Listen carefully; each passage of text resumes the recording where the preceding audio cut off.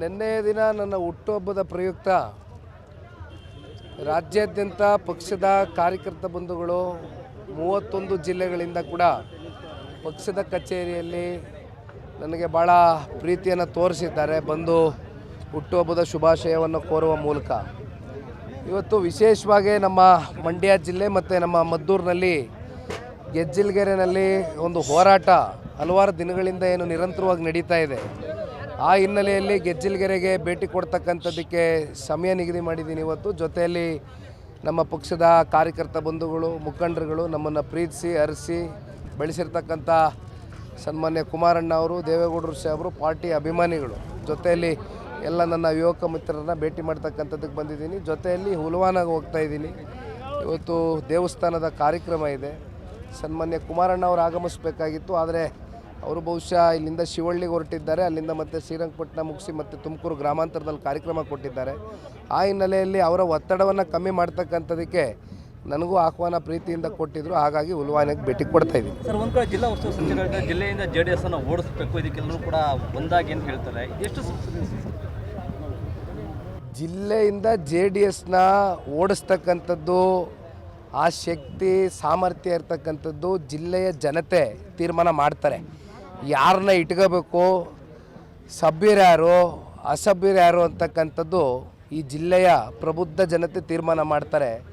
ನಾವಾಗಲಿ ಅಥವಾ ನಮ್ಮ ವಿರೋಧಿ ಬಣ ಆಗಲಿ ನಿಂತ್ಕೊಂಡು ಅವ್ರನ್ನ ಓಡಿಸ್ಬೇಕು, ನಮ್ಮನ್ನು ಗಟ್ಟಿಯಾಗಿ ಉಳಿಸ್ಕೊಳ್ಳಿ ಅಂತಕ್ಕಂಥದ್ದು ಇಲ್ಲಿ ಕೇಳ್ಕೊಳ್ತಕ್ಕಂಥದ್ದು ಆಗೋದಿಲ್ಲ. ಇವತ್ತೇನು ಕಳೆದ 2.5-3 ವರ್ಷ ಹತ್ತತ್ರ ಕಳೀತಾ ಬಂದಿದೆ ಈ ರಾಜ್ಯ ಸರ್ಕಾರದ ಆಡಳಿತ ವೈಖರಿ, ಬಹುಶಃ ಇವತ್ತು ರಾಜ್ಯದ ಜನತೆ ಮೂಲೆ ಉದ್ದಗಲಕ್ಕೂ ಕೂಡ ಇವತ್ತು ಬಾಯಿಗೆ ಬಂದಂಗೆ ಹೋಗಿತಾ ಇದ್ದಾರೆ. ಮೊದಲು ಜಿಲ್ಲಾ ಉಸ್ತುವಾರಿ ಮಂತ್ರಿಗಳು ಅವರು ಹೇಳಿಕೆ ಕೊಡೋದಕ್ಕಿಂತ ಮುಂಚಿತವಾಗಿ ಇವತ್ತೇನು ಪಾಪ ಜಿಲ್ಲಾ ಉಸ್ತುವಾರಿ ಮಂತ್ರಿಗಳ ಕೆಲಸ ಮಾಡ್ತಾ ಇದ್ದಾರೆ, ಅವ್ರ ಸ್ಥಾನಕ್ಕೆ ಶೋಭೆ ತರ್ತಕ್ಕಂಥ ಮಾತನಾಡಲಿ. ಆಮೇಲೆ ಅವರು ಎಲ್ಲಿಂದ ರಾಜಕೀಯವಾಗಿ ಬೆಳೆದು ಬಂದರು, ಅವೆಲ್ಲ ದಾರಿಯನ್ನು ಮರ್ತಂಥ ಮನುಷ್ಯ ಯಾವತ್ತಿಗೂ ಕೂಡ ಜೀವನದಲ್ಲಿ ಆತ ಏಳಿಗೆಯನ್ನು ಕಾಣಲಿಕ್ಕೆ ಸಾಧ್ಯ ಇಲ್ಲ. ಅದನ್ನು ಅರ್ಥ ಮಾಡ್ಕೊಳ್ಬೇಕಾಗ್ತದೆ. ಪಾಪ ಜನತಾದಳ ಓಡಿಸ್ಬಿಟ್ರೆ ಯುವಕರ ಭವಿಷ್ಯ ಸ್ಥಾಪನೆ ಮಾಡಿಬಿಡ್ತಾರಂತಲ್ಲ ಜಿಲ್ಲಾ ಉಸ್ತುವಾರಿ ಮಂತ್ರಿಗಳು. ಯಾವ ಯುವಕರು ಭವಿಷ್ಯ ರೀ? ತಮ್ಮ ಮಕ್ಕಳ ಭವಿಷ್ಯನ ಸ್ಥಾಪನೆ ಮಾಡೋಕ್ಕಿರೋದು ಇಲ್ಲಿ ಜಿಲ್ಲೆ ಜನ ಉತ್ತರ ಕೊಡ್ತಾರೆ. ಸಮಯ ಬರುತ್ತೆ, ನಮಗೂ ಮಾತಾಡೋಕ್ಕೆ ನಾಲ್ಗೆ ಇದೆ, ನಾವು ಅರಿಬಿಡೋದಕ್ಕೆ ರೆಡಿ ಇಲ್ಲ. ಅವ್ರ ಥರ ಟೈಮ್ ಬಂದಾಗ ಉತ್ತರ ಕೊಡ್ತೀನಿ. ಇದು ನೋಡೋಣ, ನಾನು ರಾಜ್ಯ ಪ್ರವಾಸ 52 ವಿಧಾನಸಭಾ ಕ್ಷೇತ್ರ ಮಾಡ್ಕೊಂಬಂದಿದ್ದೇನೆ. 9,000 ಕಿಲೋಮೀಟ್ರ್ ಪ್ರಯಾಣ ಮಾಡಿದ್ದೀನಿ. ರಾಜ್ಯದ ಉದ್ದಗಲಕ್ಕೂ ಕೂಡ ಕಾಂಗ್ರೆಸ್ನ ಸರ್ಕಾರದ ಬಗ್ಗೆ ಒಂದು ಕಡೆ ಜನಕ್ಕೆ ಅಸಮಾಧಾನ, ಮತ್ತೊಂದು ಕಡೆ ಕುಮಾರಣ್ಣ ಅವರು 2 ಬಾರಿ ರಾಜ್ಯದಲ್ಲಿ ಅಲ್ಪಾವಧಿಯಲ್ಲಿ ಕೊಟ್ಟಿರ್ತಕ್ಕಂಥ ಕಾರ್ಯಕ್ರಮಗಳು, ಯೋಜನೆಗಳು ಶಾಶ್ವತವಾಗಿ ಜನಗಳ ಹೃದಯದಲ್ಲಿ ಉಳ್ಕೊಂಡಿದೆ.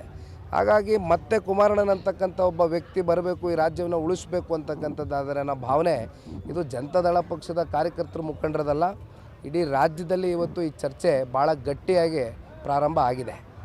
ಸರ್, ಒಂದು ಕಡೆ ಮಂಡ್ಯದಲ್ಲಿ ಮೈತ್ರಿ ವಿಚಾರಕ್ಕೆ ಅಪಸ್ವರ ಕೇಳಿಬರ್ತಾ ಇದೆ. ಏನು ಮಾಜಿ ಸಚಿವ ನಾರಾಯಣಗೌಡರು ಸೇರಿದಂತೆ ಮಾಜಿ ಸಚಿವರು ಕೂಡ ಬೇಡ ಮೈತ್ರಿಯನ್ನು ಮಾತಾಡೋಣ. ನೋಡಿಪ್ಪ, ಮೈತ್ರಿ ಬಗ್ಗೆ ತೀರ್ಮಾನ ಮಾಡ್ತಕ್ಕಂಥದ್ದಕ್ಕೆ ಇಲ್ಲಿ ನಾವಾಗಲಿ ನೀವಾಗಲಿ ಯಾರು ಕೂಡ ಈ ಮೈತ್ರಿ ಯಾವಾಗ ಸಂಬಂಧ ಬೆಳೀತಲ್ಲ ಆ ಸಂದರ್ಭದಲ್ಲಿ ನಂಟು ಬೆಳೆದಿರ್ತಕ್ಕಂಥದ್ದು ಒಂದು ದೇವೇಗೌಡರು ಸಾಹೇಬರು, ಕುಮಾರಣ್ಣ ಅವರು, ಜೊತೆಯಲ್ಲಿ ಕೇಂದ್ರದ ನಾಯಕರ ಜೊತೆ ಭಾರತೀಯ ಜನತಾ ಪಾರ್ಟಿಯ ಮಿತ್ರ ಪಕ್ಷದ ಜೊತೆ ಒಂದು ನಂಟು ಬೆಳೆದಿದೆ. ಹಾಗಾಗಿ ಇಲ್ಲಿ ಯಾರೋ ಪಾಪ ಅವ್ರು ರಾಜಕೀಯದ ಅಸ್ತಿತ್ವ ಕಳ್ಕೊಳ್ತೀವಿ ಅಂತಕ್ಕಂಥ ಭಯದಿಂದ ಮೈತ್ರಿ ಬೇಡ ಅಂತ ಹೇಳಿದ್ರೆ, ಇಲ್ಲಿ ನಾವು ನೀವು ಕೂತ್ಕೊಂಡು ಮೈತ್ರಿ ಬಗ್ಗೆ ಚರ್ಚೆ ಮಾಡಿದ್ರೆ ಏನೂ ಸಿಗೋದಿಲ್ಲ.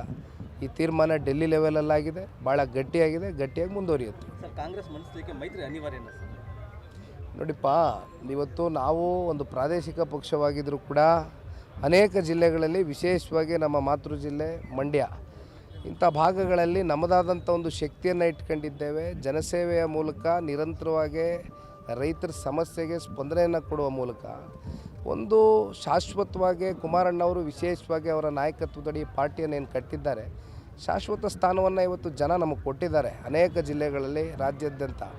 ಹಾಗಾಗಿ ಇವತ್ತು ನಮಗಿರ್ತಕ್ಕಂಥ ಶಕ್ತಿ ಜೊತೆಯಲ್ಲಿ ಭಾರತೀಯ ಜನತಾ ಪಾರ್ಟಿ ಅವ್ರಿಗಿರ್ತಕ್ಕಂಥ ಶಕ್ತಿ, ಆ ಸಮ್ಮಿಲನ ಆದಂಥ ಸಂದರ್ಭದಲ್ಲಿ ಲೋಕಸಭಾ ಚುನಾವಣೆಯ ಫಲಿತಾಂಶ ನಮ್ಮ ಕಣ್ಮುಂದೆ ಇದೆ. 19 ಸಂಸದರು ಗೆದ್ದಿದ್ದಾರೆ ಇವತ್ತು. ಇದು ಬಹುಶಃ ಹಲವಾರು ಬಾರಿ ನಾನು ಕೂಡ ಹೇಳಿದ್ದೇನೆ, ನಮ್ಮ ಮಿತ್ರ ಪಕ್ಷದ ರಾಜ್ಯ ನಾಯಕರುಗಳು ಚರ್ಚೆ ಮಾಡಿದ್ದಾರೆ.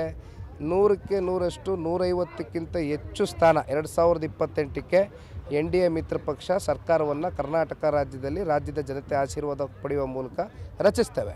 ಸರ್, ನಿಖಿಲ್ ಅವರೀಗ ಮೈಸೂರು ಮನೆ ಮಾಡ್ತಾರೆ ನಮ್ಮ ಮಕ್ಕಳು ಕೇಳ್ಬರ್ತದೆ. ಎಲ್ಲೆಲ್ಲಿ ಮನೆ ಮಾಡಿಸ್ತೀಯ ಗುರು? ಅಲ್ಲ, ಮಂಡ್ಯದಲ್ಲಿ ಈಗ ಮೈಸೂರಿಗೆ ಹೋಗ್ತಾರೆ ಅಂತ. ಯಾರು ನಿಮ್ಮ ಚರ್ಚೆ ಅದು? ನಿಮ್ಮ ಚರ್ಚೆ, ನಿಮ್ಮ ವಿಶ್ಲೇಷಣೆಗಳು. ಎಲ್ಲೆಲ್ಲಿ ಅಂತ ಮನೆ ಕಟ್ಟುವ? ಇರೋದು ಒಂದೇ ಮನೆ, ನನಗಿರೋದು ಒಂದೇ ಕುಟುಂಬ. ಕುಮಾರಣ್ಣ, ನಮ್ಮಮ್ಮ, ನನ್ನ ಹೆಂಡತಿ, ನನ್ನ ಮಗ. ಒಂದೇ ಮನೆ JP ನಗರಲ್ಲಿದ್ದೀವಿ. ಬಿಟ್ಟರೆ ಇಲ್ಲಿ ತೋಟದ ಮನೆ ಕೇತಗಾನಹಳ್ಳಿ 85ನೇ ಇಸ್ವಿನಲ್ಲಿ ಖರೀದಿ ಮಾಡಿರ್ತಕ್ಕಂಥ ಜಮೀನು. ಅದು ಬಿಟ್ಟರೆ ನಮಗಿನ್ನು ಯಾವುದು ಮನೆ ಏನೋ ನೋಡಿ. ಮನೆ ಮಾಡೋದ್ರಿಂದ ನೀವು ಏನೋ ಬೇರೆ ಸಂದೇಶ ಕೊಟ್ಬಿಡ್ತೀವಿ ಅಂತಕ್ಕಂಥ ಭಾವನೆಯನ್ನು ಇಟ್ಕೋಬಾರ್ದು. ಜನಗಳ ಮನಸ್ಸನ್ನು ಗೆಲ್ತಕ್ಕಂಥ ಕೆಲಸ ಮಾಡಬೇಕು ಹೊರತುಪಡಿಸಿ ಮನೆ ಮಾಡ್ತೀವಿ, ಬಾಡಿಗೆ ಮನೆ ತಗೋತೀವಿ, ಚುನಾವಣೆವರೆಗೂ ಆ ಬಾಡಿಗೆ ಮನೆ ಇಟ್ಕೋತೀವಿ, ಮತ್ತು ಚುನಾವಣೆ ಹೆಚ್ಚು ಕಮ್ಮಿ ಆದರೆ ಗಂಟು ಮುಟ್ಟೆ ಖಾಲಿ ಮಾಡ್ಕೊಂಡು ಹೊರಡ್ತೀವಿ ಅಂತಕ್ಕಂಥ ಮನಸ್ಥಿತಿ ಬಿಟ್ಟು ಜನಗಳ ಹೃದಯವನ್ನು ಗೆಲ್ತಕ್ಕಂಥದ್ದಕ್ಕೆ, ಶಾಶ್ವತವಾದಂಥ ಸ್ಥಾನ ಪಡಿತಕ್ಕಂಥದ್ದಕ್ಕೆ, ನಮ್ಮ ಹೆಜ್ಜೆಗಳನ್ನ ಇಡ್ತಕ್ಕಂಥದ್ದಕ್ಕೆ ನಿಖಿಲ್ ಕುಮಾರಸ್ವಾಮಿ ಬಯಸ್ತಾನೆ. Thank you.